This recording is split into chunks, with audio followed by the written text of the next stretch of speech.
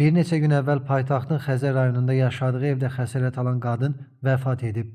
Doğru Xəbər Azərbaycan bildirir ki, aprelin 17-si 1970-ci il təvəllüdlü Sədaqət Əsgərova yaşadığı Binə qəsəbəsindəki evin ikinci mərtəbəsindən yıxılaraq xəsarət alıb.